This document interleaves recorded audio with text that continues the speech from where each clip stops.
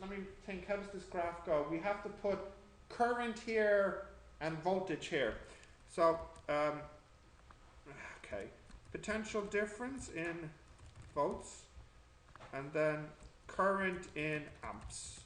Right, so what have we got? 1.7, oh my goodness.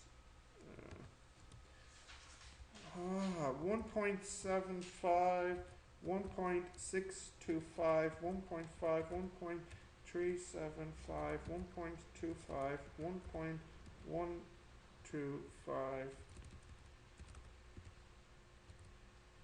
0.875, 0.75, 0.625.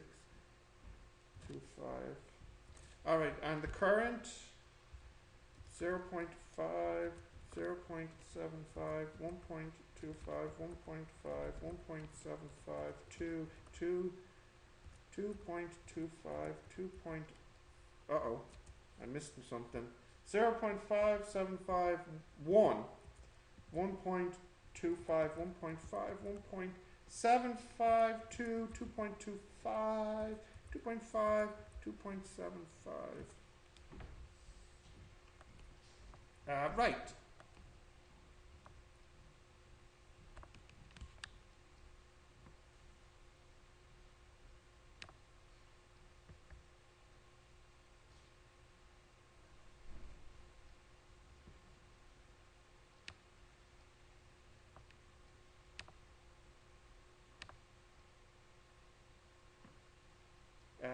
We'll go with this one.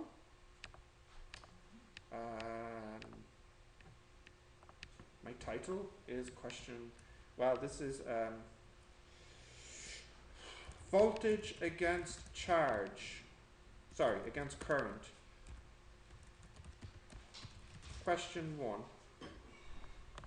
On the x-axis is current in amps, and on the y-axis is voltage in volts.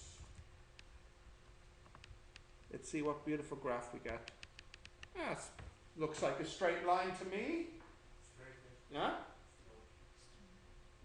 Right, so that's the first question, is the graph. Please check your graph. It should look like this. Did you draw this? It looks like this? Not straight. Okay. Now, the first question after the graph is, what is the internal resistance? So if you remember, the internal resistance equals minus the slope. Now I'm going to cheat and get the program to give me the slope.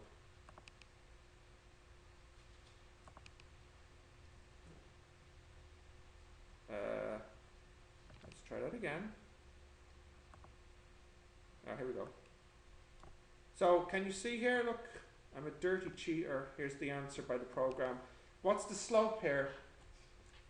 What's the slope? Minus 2. So the slope is minus 2. So the internal resistance is 2 ohms. Okay? For what? The slope? Yeah, the slope formula is the height divided by the base. So when you have a line, it's this divided by this. Can you see that, Grace? What I mean?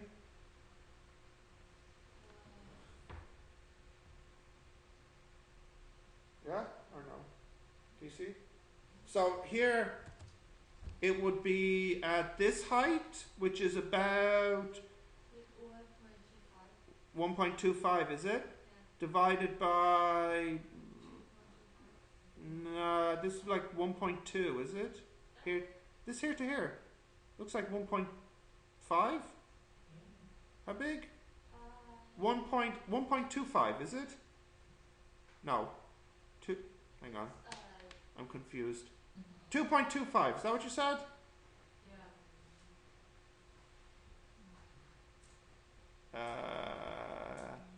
Yes. I think. Maybe. No. Something's wrong with my graph. Uh-oh. No, wrong graph. Wrong graph. I have it backwards. This is the problem. So sorry. Delete.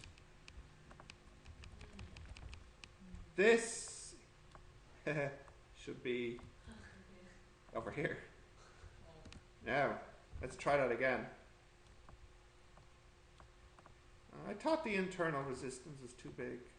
Alright, chart, scatter,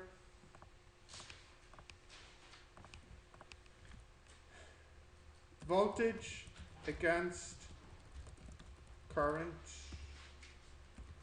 question 1, axis, current in amps, voltage in volts.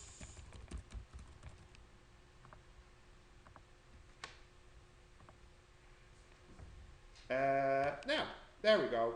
So, yeah, it should be, yeah, now it's all right.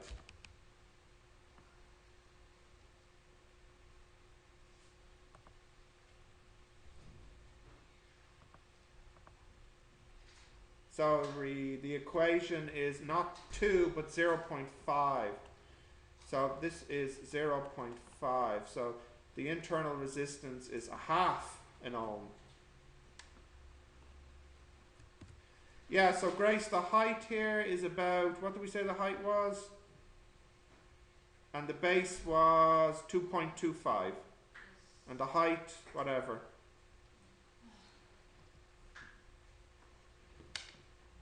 Okay, let me just shrink this a bit.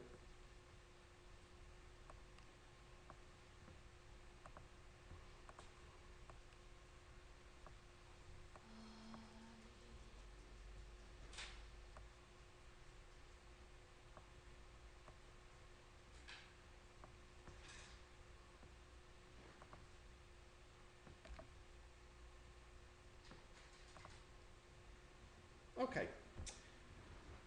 What is the voltage? So that is 2. Yep. So here, this goes up to 2. So the next part C, the EMF equals 2 volts.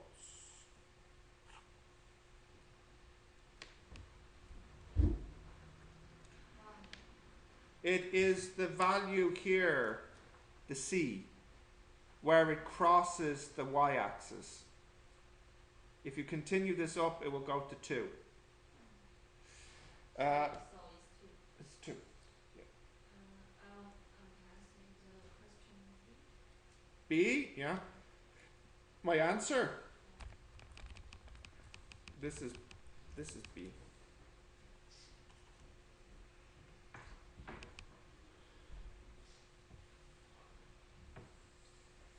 minus.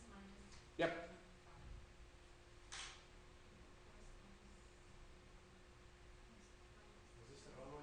The formula is R equals minus slope, and it's minus 0.5 because it's going down.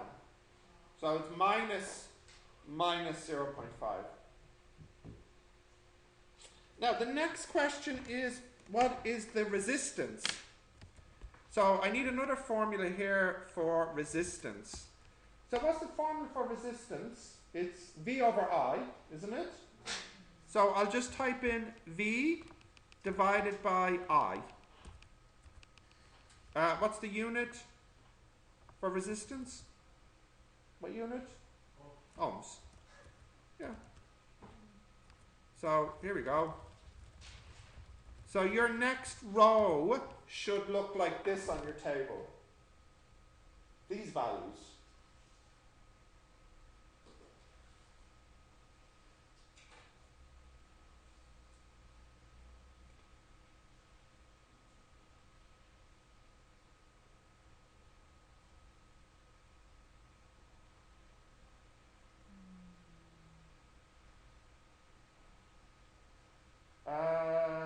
Did you not get that? No? Okay, write it down now.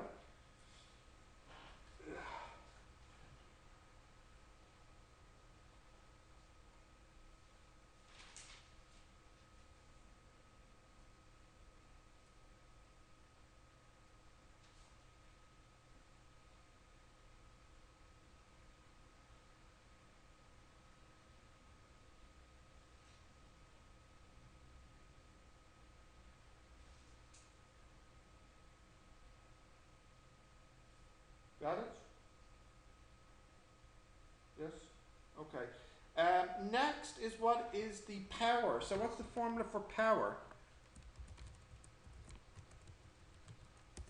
What's the formula for power? What is it? I multiply V. So here is the power.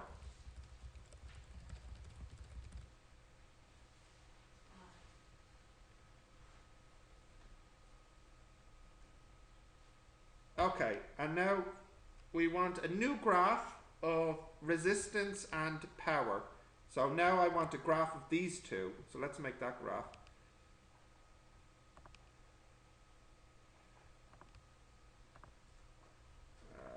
Okay.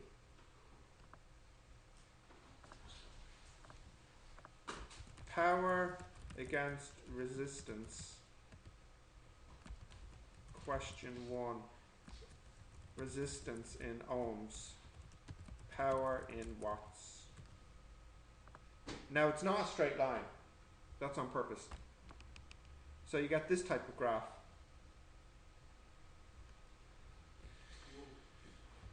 Now this is kind of an interesting type of graph because my last question is, what value of resistance makes the power maximum?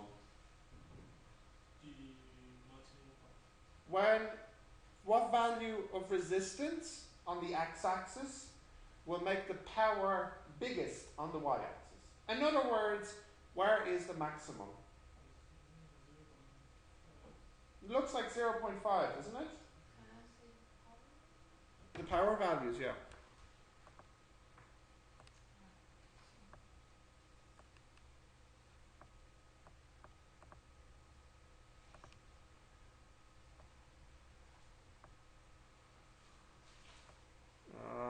Can you see?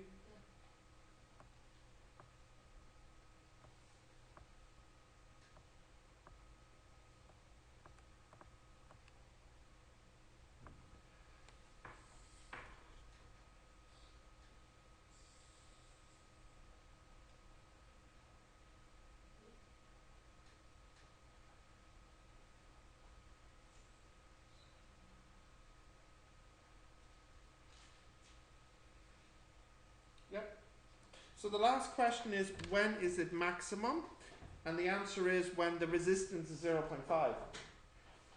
Where have you seen that number before, 0.5? Where have you seen that number in this question? At the start. Yeah. What was 0.5? Internal resistance. Internal resistance.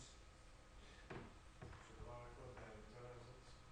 Well, yeah, let me talk about that because it's an interesting result. Can I go back to my notes here? So this is what our diagram looks like. We have our cell. What did I say the EMF was? 2. And what was 2 volts? And what was the internal resistance?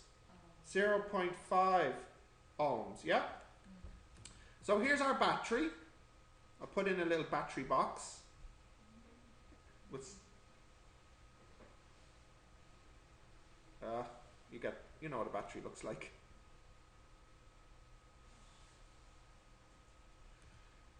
.5 ohms. Okay. And we shall connect this battery to a resistor. Let's say it's a light. Like this. So we have a choice here. We can put in a small light, or we can put in a big light, or a medium light, whatever. So we can change, imagine we could change the resistance. We can have a small resistance towards 0, or we could have a big resistance towards infinity. When you look at the graph, when the resistance becomes very big, what happens to the power? Does it get bigger? No, it doesn't. It gets smaller. If the resistance is very small, the power is also very small. There's a value here that's best. What's the best value to use? 0.5. So if I want the most power, the best value I should use here is 0.5. Now that's interesting because that's the same number as this. And in fact, that's always true. The best external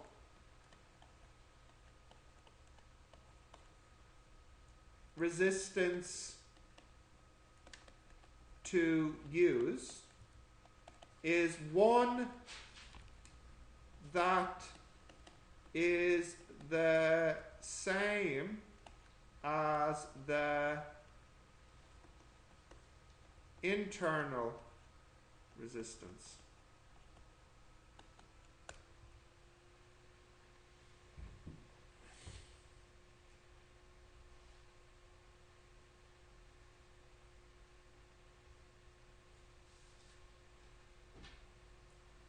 But won't say add up. Say again, KJ? Won't the resistance add up the total? Yeah, so the total resistance adds up, you're right, KJ, which means, in fact, the efficiency here is at most 50%. Because in this diagram, half the voltage is being used on this resistor in the form of heat, and the other half, because it's the same, comes out as light. So it actually means, unfortunately for your battery, the best you can hope for is 50% efficiency. There's one there that's the same with The same as the internal resistance.